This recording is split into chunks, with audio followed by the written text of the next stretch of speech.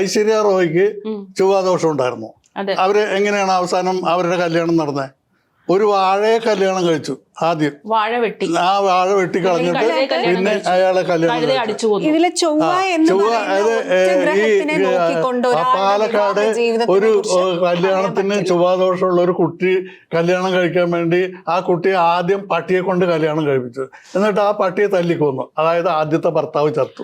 പിന്നെ നയൻതാര ഇങ്ങനെ ചെയ്യുന്നുണ്ട്. നയൻതാര ഒരു മരത്തെ കല്യാണം കഴിക്കുന്ന ഒരു വാർത്തകൾ അവിടെ വായിച്ചിട്ടുണ്ട്.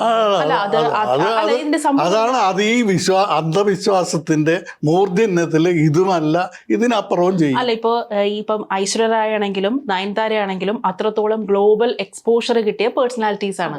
അപ്പൊ ഇത്രത്തോളം ഗ്ലോബൽ എക്സ്പോഷർ കിട്ടിയ പേഴ്സണാലിറ്റീസ് ആയിട്ട് പോലും ഇത്തരം അന്ധവിശ്വാസങ്ങളെ ഇത്തരം അന്ധവിശ്വാസങ്ങൾക്ക് അവർ വിധേയരാവുന്നു, അതനുസരിക്കുന്നു. അതെന്തുകൊണ്ടാണെന്ന് അതിന്റെ പിന്നിൽ എന്തെങ്കിലും സൈക്കോളജി ഉള്ളതായിട്ട് തോന്നിയിട്ടുണ്ട്? വിശ്വാസം വേണം, പക്ഷെ അത് അന്ധമായിട്ടാവരുത്. അന്ധവിശ്വാസം എന്താണെങ്കിലും അമിതമായി കഴിഞ്ഞാൽ ആദ്യം ആസ്ട്രോളജി എന്താണെന്നുള്ളത് മനസ്സിലാക്കണം. ശരിക്കും നമ്മളുടെ ഒരു മൈൻഡ് മാപ്പാണ് ഒരാളുടെ ആസ്ട്രോളജിക്കലി ബർത്ത് ചാർട്ട്. 9 ഗ്രഹങ്ങളുണ്ട്. നമ്മള് ഗുളികനെയും സൗത്ത് ഇന്ത്യയിലെ ആ ഗ്രഹങ്ങൾ തന്നെ ഒബ്സലീറ്റ് ആയി. ഇപ്പോഴും 9 ഗ്രഹങ്ങളില്ല. അതെ, 9 ഗ്രഹം എന്ന് പറഞ്ഞുകൊണ്ടാ പറഞ്ഞ 9 ഗ്രഹങ്ങളില്ല ഈ